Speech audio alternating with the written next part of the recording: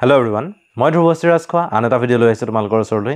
এই ভিডিঅ'টোত স্থানাংক জ্যামিতি চেপ্টাৰটোৰ কেইটামান প্ৰশ্ন আনিছোঁ। যিহেতু আমি আগৰ ক্লাছটোত 1ৰ পৰা 5লৈকে 5টা প্ৰশ্ন কৰিলোঁ, এই ক্লাছটোত আমি 6ৰ পৰা 10লৈকে আৰু 5টা প্ৰশ্ন কৰিবলৈ চেষ্টা কৰিম। ডিফিকাল্টি লেভেলটো এইকেইটা কুৱেশ্যনৰ অকণমান বেছি হ'ব। এছএলআৰ বুকখনৰ হয় তোমালোকে থাম্বনেইলত দেখাই পাইছা। গতিকে ভিডিঅ'টো স্কিপ নকৰাকৈ কোনো এটা অংশ নেৰাকৈ তোমালোকে চাই যাবা, ভালদৰে বুজিবলৈ চেষ্টা কৰিবা, নিশ্চয় বুজি পাবা। তোমালোকৰ কাৰণে যিমান পাৰোঁ মই সহজকৈ প্ৰশ্নটো কৰিবলৈ চেষ্টা কৰিম। এতিয়া যেটো প্ৰথম প্ৰশ্ন দিয়া আছে, কুৱেশ্যন 6টো যদি চোৱা, সেই 6টোত কি কৈছে,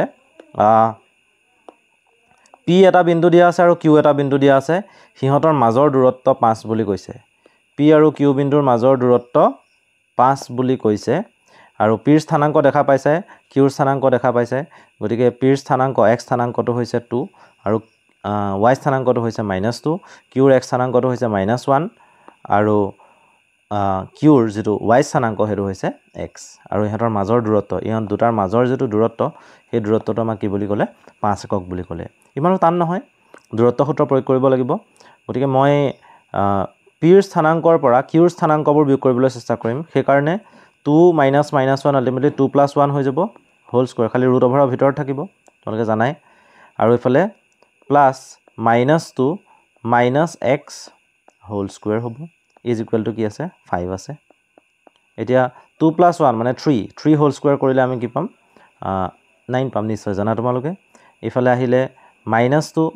- x হোল স্কোৱাৰ, তেতিয়া তাত হ'বগৈ -2 - x হোল স্কোৱাৰ কৰিলে আমি পাম 4 + 4x + x স্কোৱাৰ। আৰু এইফালে যেটো 5 আছিলে, যিহেতু মই কি কৰিছোঁ, মই ইয়াতে বৰ্গমূলটো আঁতৰাবলৈ চেষ্টা কৰিছোঁ। এইফালে হোল স্কোৱাৰ কৰিলে এফালেও হোল স্কোৱাৰ কৰিব লাগিব, তেতিয়া 5টো কি হৈ যাব, 25 হৈ যাব আৰু বাওঁহাতৰ যেটো স্কোৱাৰ ৰুট আছিলে সেইটো আঁতৰি গুচি যাব। এতিয়া 4x আছে, x স্কোৱাৰ আছে আৰু এইফালে 25 আছে, 9 + 4 আছে। 9 + 4 মানে হয় 9 × 4 = 13। 13টো যেতিয়া ইফালে 25ত বিয়োগ হ'বগৈ, তেতিয়া হ'বগৈ ইফালে 25ৰ সলনি ইয়াত কি আহি যাব, 12 আহি যাব আৰু x স্কোৱাৰ প্লাছ কি পাম আমি, 4x পাম। আৰু +12টো যিহেতু সোঁহাতে আছে, সেইটো বাওঁহাতলৈ আনিলে -12 হ'ব আৰু সোঁহাতে কি থাকিব, সোঁহাতে থাকিব এটা 0। এতিয়া এইটো মধ্যপদ বিভাজন কৰিব লাগিব। মধ্যপদ বিভাজন যদি কৰোঁ, তেতিয়া x square plus 6x - twice x আহিব। এইটো তোমালোকে নিশ্চয় গম পাইছাই,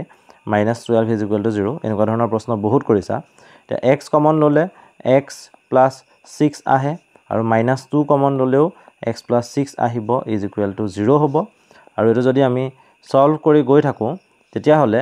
x + 6 ওলাব এটা উৎপাদক আৰু এটা উৎপাদক ওলাব x - 2, ইজ ইকুৱেল টু 0 আহিব। ইজ ইকুৱেল টু যদি 0 আহে, তেতিয়া আমি হয়তো x + 6 = 0 ল'ব পাৰোঁ, নাইবা x - 2 = 0 ল'ব পাৰোঁ। x + 6 = 0 নাইবা x - 2 = 0। এতিয়া xৰ ভেলু এটা কি ওলাব, xৰ ভেলু ওলাব এটা -6 আৰু এটা xৰ ভেলু ওলাব +2। এতিয়া তোমালোকক সুধিছে কি, সুধিছে xৰ এটা মান হ'ব। ইয়াত xৰ মান দুটা ওলায়, কিন্তু তাৰ এটা মান সুধিছে। সেই মানটো কাৰ লগত মিলে, মানে দুটা মানৰ ভিতৰত কোনটো মান এই অপশ্যন কেইটাৰ লগত মিলে আমি সেইটো চাব লাগিব। আৰু নিশ্চয় তোমালোকে গম পাইছা যে x = 2 এইটো মিলিছে, কোনটো অপশ্যনৰ লগত মিলিছে, অপশ্যন বি। সেইকাৰণে আমাৰ যেটো কাৰেক্ট উত্তৰ হ'ব, সেই কাৰেক্ট উত্তৰটো হ'ব 6ৰ বি। এতিয়া আমি 7 নম্বৰ প্ৰশ্নলৈ যাবলৈ চেষ্টা কৰোঁ। 7ত a আৰু b দুটা বিন্দু দিয়া আছে। a ৰ স্থানাংক 4, p আৰু b ৰ স্থানাংক 1, 0। এই দুটা বিন্দু যে আছে, ইহঁতৰ মাজৰ দূৰত্বটো কৈ দিছে 5 একক বুলি। এতিয়া p ৰ মান উলিয়াব লাগে, উলিয়াবলৈ চেষ্টা কৰোঁ। দূৰত্ব সূত্ৰ প্ৰয়োগ কৰিব লাগিব, সেইটো গম পাইছাই, a আৰু b ৰ মাজৰ দূৰত্ব। গতিকে তাত xৰ পৰা x আৰু y ৰ পৰা y বিয়োগ কৰিম। 4 - 1 হ'ব, 4 - 1 whole square plus p - 0 whole square. তোমালোকে বুজি পোৱাকৈ কৰিছোঁ, ৰুট অভাৰ আছে আৰু এইফালে 5 আছে। 5টো এতিয়া মই ইয়াত হোল স্কোৱাৰ কৰি দিম আৰু এইফালেও হোল স্কোৱাৰ কৰি দিম, তেতিয়া বাওঁহাতৰ বৰ্গমূল আঁতৰিব আৰু সোঁহাতে 5টো কি হৈ যাব, 25 হৈ যাব। গতিকে সোঁহাতৰ 5টো মই 25 কৰি ল'লোঁ আৰু বাওঁহাতে 4 - 1 হোল স্কোৱাৰ মানে কি পাম আমি, 3 স্কোৱাৰ কৰিলে কি পামগৈ, 9 পামগৈ। গতিকে p - 0 হোল স্কোৱাৰ মানে p square. Implies date p square is equal to কি ওলাব, 25 - 9, দিছ will be equal to 16। p square equal to যদি 16 ওলায়, p will be equal to +- আৰু 16টো এটা পূৰ্ণ বৰ্গ সংখ্যা হয়, তাৰ বৰ্গমূল উলিয়ালে 4 আহে। গতিকে প্লাছ মাইনাছ সেই দুটাটো আছেই, লগতে ইয়াত ওলালেগে কি 4 সেই কাৰণে এক পিৰ ভ্যালু আমি দুটা পাব পাৰো এটা +4 এটা -4 কিন্তু আমাৰ অপচন কেইটা যদি চোৱা তোমালোকে তেতিয়া দেখা পাবা এটা অপচন 4 আছে এটা অপচন +-4 আছে এটা অপচনত অকল -4 আছে এটা অপচনত 0 আছে গতিকে আমাৰ যেটো কাৰেক্ট অপচন হ'ব হেতু হ'ব অপচন বি +-4 আমি দুইটা সাইনে আমি কনসিডাৰ কৰিব লাগিব এতিয়া আমি নেক্সট পাৰ্ট টু লৈ যাও 8 কোৱেশ্চন নম্বৰ 8 যদি p এটা বিন্দু দিছে এই বিন্দুটো আৰু এই বিন্দুটো আৰু এই বিন্দু কিবা এটা কৈছে চাবা দেই p যেটো বিন্দু আছে হেতু q আৰু r বিন্দু সংযোগী ৰেখাখণ্ডৰ মধ্যবিন্দু এতিয়া কোনটো মধ্যবিন্দু হয় হেতু হৈছে p হৈছে মধ্যবিন্দু হেতু মনত ৰাখিবা p হৈছে মধ্যবিন্দু আৰু মধ্যবিন্দুৰ যেটো কনসেপ্ট আছিল তোমালোকক মই যেটো লাষ্ট ক্লাস আছিল কালিৰ যেটো ক্লাস আছিল তাত দিছিলো গতিকে তোমালোকে ভয় খাবলগীয়াটো একো নাই জানাই তোমালোকে গতিকে এতিয়া আমি এই প্ৰশ্নটো কৰিবলৈ আগবাঢ়িম তোমালোকে নিশ্চয় মনত উদয় হৈছে উত্তৰটো কি গম পালাই চাগে এতিয়ালৈকে মই যেহেতু কৈ আছো কিন্তু সেই সময়খিনি চাগে তোমালোকে ক্যালকুলেশন কৰি উলিয়াই দিলা তথাপিতো মধ্যবিন্দু যেহেতু এটো হয় সেই মধ্যবিন্দুটোৰ x স্থানাংক হৈছে a/3 আৰু এফালে বাকি যি কেটা বিন্দু সংযোগী ৰেখাখণ্ড আছে হিহঁতৰ x স্থানাংকলৈ যোগ কৰি 2 ৰে হৰণ কৰিব লাগিব q বিন্দুৰ x স্থানাংক -6 r বিন্দুৰ x স্থানাংক -2 হিহঁতক যোগ কৰিলে -6 -2 হ'ব ওপৰত আৰু তলত কি আহিব 2 আহিব 2 ৰে যেহেতু হৰণ কৰিব লাগিব এটা a/3 is equal to -6 - 2 মানে -8/2 -8/2 মানে কি -8/2 মানে হৈছে -4 so a/3 is equal to যদি -4 হয় 3 টো ইফালে গলে ক্ৰস মাল্টিপ্লিকেশন হ'ব ক্ৰস মাল্টিপ্লিকেশন কৰিলে বা বজ্ৰ পূৰণ কৰিলে আমি 3 4 গুণ 12 পাম তাৰ আগত খালি মাইনাস সাইনটো আহিব গতিকে আমাৰ কাৰেক্ট আনসাৰটো হৈছে -12 এৰ ভ্যালুটো হৈছে -12 যেটো আমাক উলিয়াবলৈ দিছে অপচন কোড আছে অপচন বি টোৱে কাৰেক্ট অপচন নেক্সট 9 নম্বৰ প্ৰশ্নলৈ যাবলৈ ট্ৰাই কৰো মূল বিন্দুৰ পৰা p a cos θ, a sin θ বিন্দুৰ মাজৰ দূৰত্ব p বিন্দুৰ স্থানাংক দি থোৱা আছে যেটো বিন্দুলৈকে দূৰত্ব উলিয়াবলৈ দিলে তাৰ x স্থানাংক দিয়া আছে তাৰ y স্থানাংক দিয়া আছে আৰু তোমালোকক মূল বিন্দুৰ পৰা দূৰত্ব উলিয়াবলৈ কৈছে খালি ইয়াত ত্ৰিকোণমিতিৰ কনসেপ্ট অকমান লাগিব হেতু তোমালোকে জনাটো ভাল নিশ্চয় তোমালোকে ত্ৰিকোণমিতি অলপ হলেও চালা থাকে ইন্ট্ৰোডাকশন খিনি আৰু তাত তোমালোকে এটা কথা গম পাইছা যে sin square theta plus cos square theta ইয়াৰ ভ্যালুটো কি হয় 1 হয় sin square theta plus cos square theta ইয়াৰ ভ্যালুটো 1 হয় আৰু সেই কনসেপ্টটো লৈ আমি আগবাঢ়িব লাগিব কিন্তু কথাটো হল যে p বিন্দুৰ স্থানাংক দি দিয়া আছে আৰু মূল বিন্দুৰ পৰা দূৰত্ব উলিয়াব লাগে যদি p বিন্দুৰ স্থানাংক x,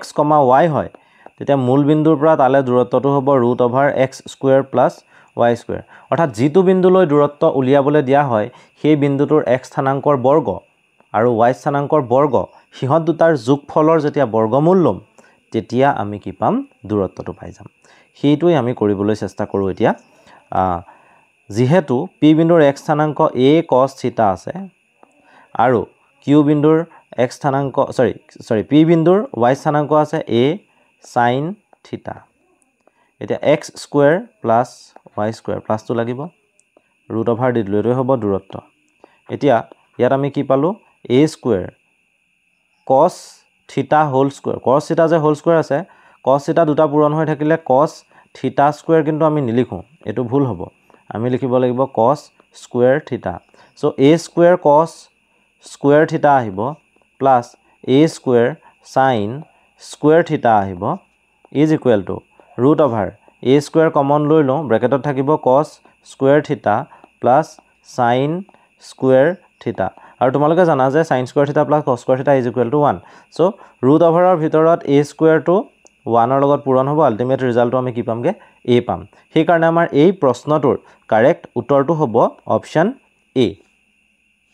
এতিয়া লাষ্ট প্ৰশ্নলৈ আহিছো 10 নম্বৰ প্ৰশ্ন AOBC এটা আয়ত বুলি কৈছে যেহেতু আয়ত কৈছে গতিকে আয়ত এটা আমি আঁকি লবলৈ চেষ্টা কৰো আঁকি লৈ বাও হৈ গল ওপৰটো আয়ত হৈ গল তলৰডাল ওপৰডাল তিয়া মছ নখোৱা হৈ যাব যি কি নহওক A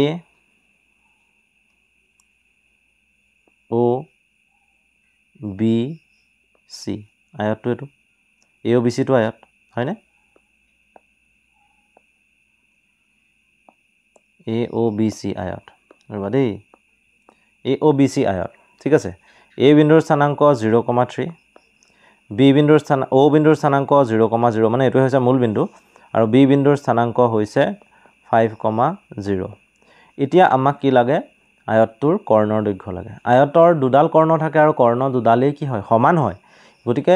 যিকোনো দুটা বিপৰীত শীৰ্ষবিন্দুৰ যদি মাজৰ দূৰত্ব উলিয়াই দিও সেইটোৱে কৰ্ণ বুজাব সেই কাৰণে আমি যি দুটা বিন্দু বিপৰীত হয় আৰু সেই দুটা বিন্দু যেতিয়া আমি সংযোগী ৰেখাখণ্ডডালৰ দৈৰ্ঘ্য উলিয়াম সেই ৰেখাখণ্ডডালৰ দৈৰ্ঘ্যই হ'ব কৰ্ণডালৰ দৈৰ্ঘ্য কাৰণ সেইডালেই কৰ্ণই হ'ব গতিকে A আৰু B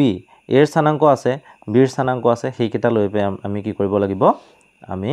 এই যেটো আয়ত আছে আয়তটোৰ কৰ্ণৰ দৈৰ্ঘ্য উলিয়াব লাগিব সহজ একোটান নহয় √ওভাৰ দিলা A ৰ x B ৰ x স্থানাংকৰ পৰা A ৰ x স্থানাংক বিয়োগ কৰা B ৰ x স্থানাংক 5 A ৰ x স্থানাংক 0 বিয়োগ কৰিলা স্কয়াৰ কৰিলা প্লাস B ৰ y স্থানাংকৰ পৰা অৰ্থাৎ 0 ৰ পৰা A ৰ যেটো x y স্থানাংক আছে হেতু বিয়োগ কৰিব লাগিব 0 - 3 হোল স্কয়াৰ তো √ওভাৰ 5 স্কয়াৰ কৰিলে পাবা 25 প্লাস 0 - 3 হোল স্কয়াৰ কৰিলে বা -3 স্কয়াৰ -3 হোল স্কয়াৰ কৰিলে আমি 9 এ পাম